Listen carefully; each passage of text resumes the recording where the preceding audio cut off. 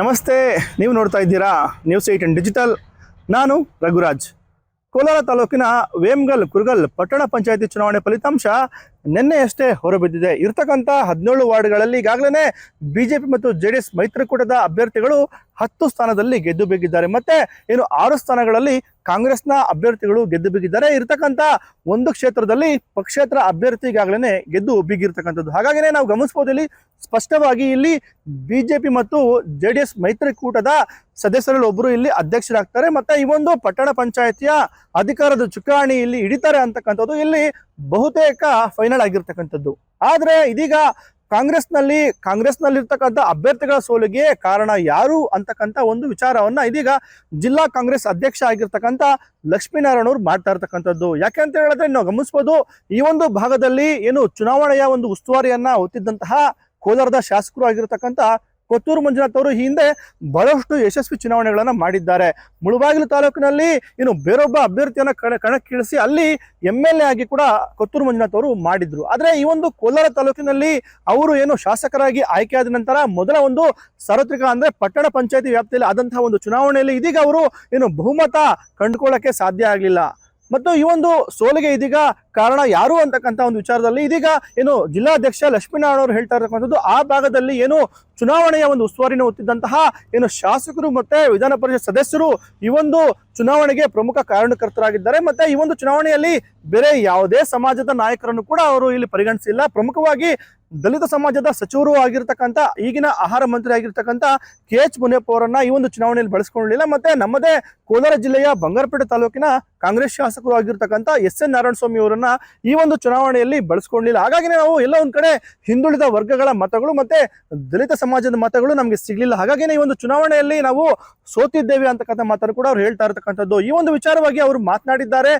ಕೋಲಾರದ ಕಾಂಗ್ರೆಸ್ನಲ್ಲಿ ಭಿನ್ನಮತ ಇರುವಂತದ್ದು ಬಹಳಷ್ಟು ಸಹಜ. ಮತ್ತೆ ರಾಜ್ಯಾದ್ಯಂತ ಈ ಒಂದು ವಿಚಾರ ಗೊತ್ತಿರತಕ್ಕಂಥದ್ದು. ಇಲ್ಲಿರ್ತಕ್ಕಂಥ ರಮೇಶ್ ಕುಮಾರ್ ಅವರ ಬಣ KH ಮುನಿಯಪ್ಪ ಅವರ ಬಣ, ಈ ಒಂದು ಬಣದಲ್ಲಿ ಈ ಒಂದು ಚುನಾವಣೆ ಕೂಡ ಆಗಿದೆ. ಹಾಗಾಗಿನೇ ಈ ಒಂದು ಸೋಲಿಗೆ ಪ್ರಮುಖ ಕಾರಣಕರ್ತರು ಅವರೇ ಆಗಿದ್ದಾರೆ. ಎಲ್ಲೋ ಒಂದ್ ಕಡೆ ನನ್ನನ್ನು ಕೂಡ ಕೆಲವೊಂದು ವಿಚಾರಕ್ಕೆ ದೂಷಣೆ ಮಾಡ್ತಕ್ಕಂಥ ಕೆಲಸವನ್ನು ಮಾಡಿದ್ರು. ಮತ್ತೆ ಇದೀಗ ಫೈನಲ್ ಆಗಿ ಆ ಒಂದು ಭಾಗದಲ್ಲಿ ಜನರ ಒಂದು ಅಭಿಪ್ರಾಯವನ್ನ ಪಡಿಬೇಕಾದ್ರೆ ಎಲ್ಲಾ ಸಮಾಜದ ನಾಯಕರನ್ನು ಕೂಡ ನಾವು ಬಳಸ್ಕೊಳ್ಬೇಕಾಗಿತ್ತು. ಎಲ್ಲೋ ಒಂದ್ ಕಡೆ ಎಲ್ಲರನ್ನು ಕೂಡ ವಿಶ್ವಾಸಕ್ಕೆ ತೆಗೆದುಕೊಂಡು ಹೋಗೋದ್ರಲ್ಲಿ ಶಾಸಕರು ಮತ್ತೆ ವಿಧಾನ ಪರಿಷತ್ ಸದಸ್ಯರು ಎಲ್ಲೋ ಒಂದ್ ಕಡೆ ಫೇರ್ ಆಗಿದ್ದಾರೆ ಅಂತಕ್ಕಂಥ ಮಾತನ್ನು ಕೂಡ ಅವರು ಹೇಳ್ತಾ ಇರ್ತಕ್ಕಂಥದ್ದು. ಚುನಾವಣೆಯ ಫಲಿತಾಂಶ ಬಂದಿದೆ ಕುರುಗಲ್ ಮತ್ತು ವೇಮಗಲ್ ಪಟ್ಟಣ ಪಂಚಾಯತಿ ಎಲೆಕ್ಷನ್ಸ್ ಬಗ್ಗೆ.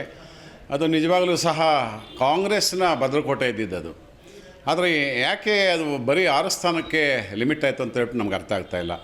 ಆದರೆ ಜನಗಳು ಏನು ಹೇಳ್ತಾರೆ ಅಂತಂದರೆ JDS ಮತ್ತು BJP ಅವರು ಹಣದ ಒಳ್ಳೆನೇ ಆರಿಸಿದ್ದಾರೆ ಅಂತ ಹೇಳ್ಬಿಟ್ಟು ಜನ ಹೇಳ್ತಾ ಇದ್ದಾರೆ. ಅದೊಂದು. ಆಮೇಲೆ ಈ ಪ್ರಜಾಪ್ರಭುತ್ವ ವ್ಯವಸ್ಥೆಯಲ್ಲಿ ಇದೊಂದು ಮಾರಕವಾದಂಥ ಕಾಯಿಲೆ ಇದು, ಆಯಿತಾ. ದುಡ್ಡುಗಳು ಹಂಚಿ ಗೆಲ್ಲುವಂಥದ್ದು ಒಂದು ದೊಡ್ಡ ರೋಗ ಇದು ನಮಗಂತೂ ತುಂಬ ಬೇಸರ ಆಗ್ತದೆ. ಇದು ಸಂವಿಧಾನಾತ್ಮಕವಾಗಿ ಇದು ಆ ಎಲೆಕ್ಷನ್ ನಡೆದಿಲ್ಲ ಅದೊಂದು. ಜೊತೆಗೆ ಏನಂತಂದರೆ ನಮ್ಮಲ್ಲಿನ ತಪ್ಪುಗಳು, ನಮ್ಮ ಕಾಂಗ್ರೆಸ್ ಪಕ್ಷದ ನಾಯಕರಲ್ಲಿನ ತಪ್ಪುಗಳು. ಯಾಕೆಂತಂದರೆ ಅಲ್ಲಿ ಎಲ್ಲರನ್ನೂ ಬಳಸ್ಕೋಬೇಕಾಗಿತ್ತು. ಏನು ಅಲ್ಲಿ ಇನ್ಚಾರ್ಜ್ ತೊಗೊಂಡಿದ್ರು, ಅಲ್ಲಿ ಯಾರು ನಾಯಕತ್ವ ತೊಗೊಂಡಿದ್ರು, ಎಲೆಕ್ಷನ್ಸು ಚುನಾವಣೆಗಳು ನಾವು ಗೆಲ್ಲಿಸ್ತೀವಿ ಅಂತ ಹೊರಟರು ಮಹಾನುಭಾವರುಗಳು, ಅವರೆಲ್ಲರನ್ನೂ ವಿಶ್ವಾಸಕ್ಕೆ ತೊಗೊಂಡೇ ಇಲ್ಲ. ಇನ್ನು ನಿನ್ನೆ ಕೋಲಾರದ ಒಂದು ವೇಮಗಲ್ ಕುರುಗಲ್ ಪಟ್ಟಣ ಪಂಚಾಯತಿ ಚುನಾವಣೆ ಒಂದು ಫಲಿತಾಂಶ ಹೊರಬಿದ್ದು ಆನಂತರ ಶಾಸಕ SN ನಾರಾಯಣಸ್ವಾಮಿ ಕೂಡ ಈ ಬಗ್ಗೆ ಯಾರ ಒಂದು ಹೆಸರನ್ನು ಹೇಳದೆ ಒಂದು ಟೀಕಾ ಪ್ರಹಾರವನ್ನು ಕೂಡ ಮಾಡಿದ್ದಾರೆ.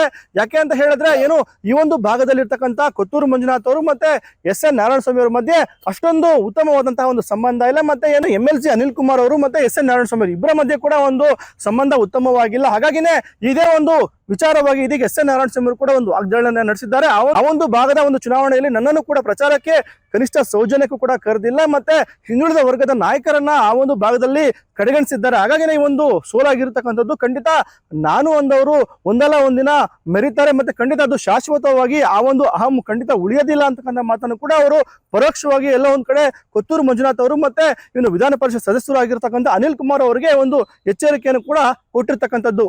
ಯಾರು ನಾನು ಒಂದು ಅಹಂಕಾರದಿಂದ, ನಾನು ಒಂದು ಅಹಂಭಾವದಿಂದ ಯಾರು ಮೆರೀತಾರೆ ಜನ ಸಹಿಸೋದಿಲ್ಲ.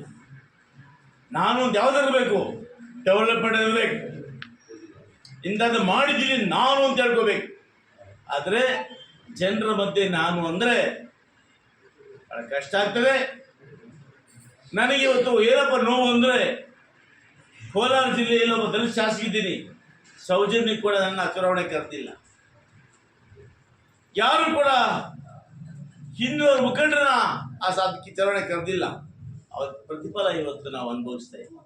ಇನ್ನು ಏನು ಇದೇ ಒಂದು ಸೋಲಿನ ವಿಚಾರವಾಗಿ ಇದೀಗ ಕೆಲವು ಕಾಂಗ್ರೆಸ್ನ ನಾಯಕರು ಈಗಾಗಲೇ ಏನು ಸೋಷಿಯಲ್ ಮೀಡಿಯಾದಲ್ಲಿ ಕೆಲವೊಂದು ಕಮೆಂಟ್ಸ್ ಅನ್ನ ಮಾಡ್ತಾ ಇದ್ದಾರೆ. ಏನು ಕೋಲಾರದ ಬ್ಲಾಕ್ ಕಾಂಗ್ರೆಸ್ ಅಧ್ಯಕ್ಷರು ಆಗಿರ್ತಕ್ಕಂಥ ಪ್ರಸಾದ್ ಬಾಬು ಅವರು ಮತ್ತೆ ಜಿಲ್ಲಾ ಕಾಂಗ್ರೆಸ್ ಅಧ್ಯಕ್ಷ ಲಕ್ಷ್ಮೀನಾರಾಯಣ ಅವರು ಮತ್ತೆ ಏನು ಗ್ರಾಮಾಂತರ ಒಂದು ಭಾಗದ ಅಧ್ಯಕ್ಷರಾಗಿರ್ತಕ್ಕಂಥ ಉದಯಶಂಕರ್ ಅವರನ್ನ ಇದೇ ವಿಚಾರವಾಗಿ ಇದೀಗ ಏನು ಬದಲಾವಣೆ ಮಾಡಬೇಕು, ಅಧಿಕಾರವನ್ನ ಬೇರೆಯವರಿಗೆ ಹಂಚಿಕೆ ಮಾಡಬೇಕು ಅಂತಕ್ಕಂಥ ನಿಟ್ಟಿನಲ್ಲಿ ಕೂಡ ಇದೀಗ ಬಹಳಷ್ಟು ನಾಯಕರು ಕೂಡ ಒಂದು ಕಮೆಂಟ್ ಅನ್ನು ಮಾಡ್ತಾ ಇದ್ದಾರೆ. ಅದು ಎಷ್ಟು ಮಟ್ಟಕ್ಕೆ ಅದು ಫಲಿಸುತ್ತೆ ಅನ್ನೋದು ನೋಡ್ಬೇಕಾಗಿದೆ. ಯಾಕಂತ ಹೇಳಿದ್ರೆ ಈ ಒಂದು ಭಾಗದಲ್ಲಿ KH ಮುನಿಯಪ್ಪ ಅವರು ಮತ್ತೆ ರಮೇಶ್ ಕುಮಾರ್ ಬಣಗಳ ನಾಯಕರ ಮಧ್ಯೆ ಈಗಾಗಲೇ ಬಹಳಷ್ಟು ಭಿನ್ನಾಭಿಪ್ರಾಯ ಇರತಕ್ಕಂಥದ್ದು. ಹಾಗಾಗಿನೇ ಹೈಕಮಾಂಡ್ ನಾಯಕರು ಮುಂದೆ ಏನ್ ಮಾಡ್ತಾರೆ ಅನ್ನೋದು ಕಾದ್ ನೋಡ್ಬೇಕಾಗಿದೆ. ಮತ್ತೆ ಈ ಒಂದು ಸೋಲಿನ ವಿಚಾರವಾಗಿ ಈ ಒಂದು ಸೋಲಿನ ಹೊಣೆಯನ್ನ ಯಾರು ಹೊರ್ತಾರೆ, ಯಾಕಂತ ಹೇಳಿದ್ರೆ ಆ ಒಂದು ವೇಮಗಲ್ ಮತ್ತೆ ಕುರುಗಲ್ ಪಟ್ಟಣ ಪಂಚಾಯತ್ ವ್ಯಾಪ್ತಿಯಲ್ಲಿ 17ಕ್ಕೆ 17 ಸ್ಥಾನಗಳನ್ನ ನಾವು ಗೆಲ್ತೀವಿ ಅಂತಕ್ಕಂಥ ಮಾತನ್ನ ಈ ಹಿಂದೆ ಉಸ್ತುವಾರಿ ಮಂತ್ರಿಗಳು ಹೇಳಿದ್ರು. ಆದ್ರೆ ಆ ಒಂದು ಭಾಗದಲ್ಲಿ ಏನು ಬಹುಮತನ ಸಾಧಿಸುವಂತ ನಿಟ್ಟಿನಲ್ಲಿ ಈಗಾಗಲೇ ಕಾಂಗ್ರೆಸ್ ನಾಯಕರು ಒಂದು ಹಿಂದಕ್ಕೆ ಹೋಗಿರ್ತಕ್ಕಂಥದ್ದು. ಈ ನಿಟ್ಟಿನಲ್ಲಿ ಸೋಲಿನ ಹೊಣೆಯನ್ನ ಯಾರು ಹೊರ್ತಾರೆ ಮತ್ತೆ ಸೋಲಿಗೆ ಪ್ರಮುಖ ಕಾರಣಗಳು ಏನು ಅಂತಕ್ಕಂಥ ನಿಟ್ಟಿನಲ್ಲಿ ಇದೀಗ